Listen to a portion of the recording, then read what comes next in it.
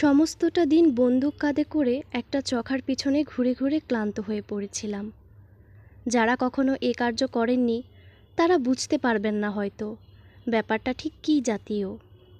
ধুধু করছে বিরাট বালির চর, মাঝে মাঝে ঝাউগাছের ঝোপ, একধার দিয়ে শীতের শীর্ণ গঙ্গা বইছে। চারদিকে জনমানবের চিহ্ন নেই, হু হু করে তীক্ষ্ণ হাওয়া বইছে একটা। কহল গায়ের খেয়াঘাটে গঙ্গা পেরিয়ে প্রায় ক্রোশ ২ বালির চড়া ভেঙে আমি এই পারিপার্শ্বিকের মধ্যে এসে উপস্থিত হয়েছিলাম সকালবেলা। সমস্ত দিন বন্দুক কাঁধে ঘুরে বেড়াচ্ছি। বালির চড়া ভেঙে ভেঙে কতখানি যে হেঁটেছি, খেয়াঘাট থেকে কত দূরেই বা চলে এসেছি তা খেয়াল ছিল না। তবে মনে হচ্ছিল সারা জীবন ধরে যেন হাঁটছি, অবিশ্রান্ত হেঁটে চলেছি। চতুর চখাটা কিছুতেই আমার বন্দুকের মধ্যে আসছে না, ক্রমাগত এড়িয়ে এড়িয়ে উড়ে পালাচ্ছে।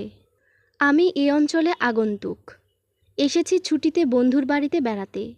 আমি নেশাখোর লোক, একটু আধটু নয়, ৩টি নেশা আছে আমার: ভ্রমণ, সঙ্গীত এবং শিকার। এখানে এসে যেই শুনলাম খেয়াঘাট পেরিয়ে কিছু দূর গেলেই গঙ্গায় পাখি পাওয়া যাবে, লোভ সামলাতে পারলাম না, বন্দুক কাঁধে বেরিয়ে পড়লাম। লোভ শুনে মনে করবেন না যে আমি মাংস খাবার লোভেই পাখি মারতে বেরিয়েছি, তা নয়। আমি নিরামিষাশী, আলু ভাতে ভাত পেলেই আমি সন্তুষ্ট। খেয়াঘাট পেরিয়ে সকালে চলে এসে প্রথম যখন পৌঁছালাম তখন হতাশ হয়ে পড়তে হলো আমাকে। কোথায় পাখি? ধুধু করছে বালির চড়া, আর কোথাও কিছু নেই। গঙ্গার বুকে ২-১টা উড়ন্ত মাছরাঙা ছাড়া পাখি কোথায়? বন্দুক কাঁধে করে ঘুরে ঘুরে বেড়াচ্ছি, এমন সময় কা শব্দটা কানে এলো। কয়ে চন্দ্রবিন্দু আকার আর অয়ে চন্দ্রবিন্দু আকার দিয়ে যে শব্দটা হয়, চখার শব্দটা ঠিক সেরকম নয়, তবে অনেকটা কাছাকাছি বটে। কা শুনেই বুঝলুম চখা আছে, কোথাও কাছে পিঠে। একটু এগিয়ে গিয়েই দেখি, হ্যাঁ ঠিক চখাই বটে, কিন্তু আশ্চর্য হয়ে গেলাম মাত্র একটি দেখে। চখারা সাধারণত জোড়ায় জোড়ায় থাকে। বুঝলাম দম্পতির একটিকে কোনো শিকারী আগেই শেষ করে গেছেন। এটির ভবযন্ত্রণা আমাকেই ঘোচাতে হবে। সাবধানে এগুতে লাগলাম। কা করে চখা উড়ে গেল। উড়বে জানতাম, চখা মারা সহজ নয়। দাঁড়িয়ে রইলাম খানিকক্ষণ, বেশ খানিকক্ষণ ঘুরপাক খেয়ে আবার সাবধানে এগুতে লাগলাম। কাছাকাছি এসেছি, বন্দুকটি বাগিয়ে বসতে যাব, আর অমনি কা উড়ে গেল। বিরক্ত হলে চলবে না, চখা শিকার করতে হলে ধৈর্য চাই। এবার চখাটা একটু কাছেই বসল, আমিও বসলাম। উপর্যুপুরি তাড়া করা ঠিক নয়, একটু বসুক, একটু পরেই উঠলাম আবার ধীরে ধীরে এগুতে লাগলাম, কিন্তু উল্টো দিকে। পাখিটা মনে করুক যে আমি তার আশা ছেড়ে দিয়েই চলে যাচ্ছি যেন। কিছু দূর গিয়ে ও ধার দিয়ে ঘুরে তারপর বিপরীত দিক থেকে কাছে আসা যাবে। বেশ কিছু দূর ঘুরতে হলো, প্রায় মাইলখানেক। গুড়ি মেরে মেরে খুব কাছেও এসে পড়লাম, কিন্তু তা করে ঘোড়াটি যেই টিপতে যাব আর অমনি কা করে ফের উড়ল। উড়তেই লাগলো অনেকক্ষণ ধরে, কিছুতেই আর বসে না। অনেকক্ষণ পরে বসলো যদিও, কিন্তু এমন একটা বেখাপ্পা জায়গায় বসলো যে সেখানে যাওয়া মুশকিল। যাওয়া যায়, কিন্তু গেলেই দেখতে পাবে। আমার কেমন রোগ চড়ে গেল, মারতেই হবে পাখিটাকে। সোজা এগিয়ে চললাম।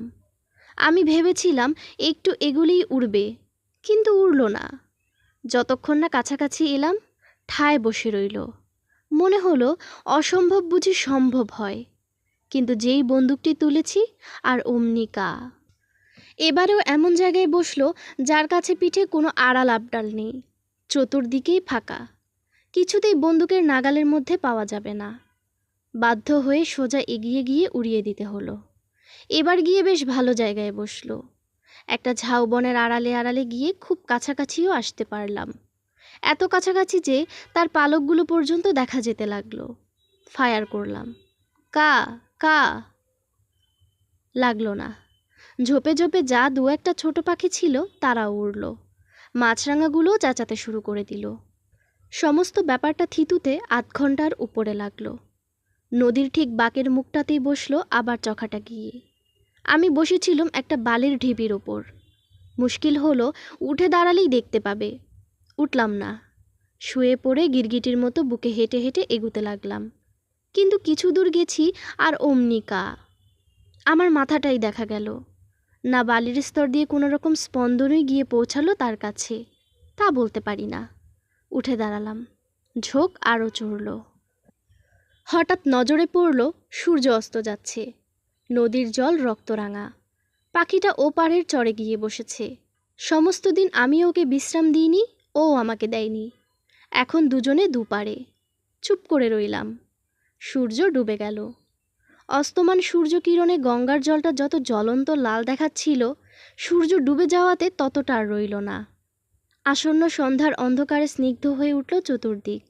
সমস্ত অন্তরেও কেমন যেন একটা বিষণ্ণ বৈরাগ্য জেগে উঠতে লাগলো।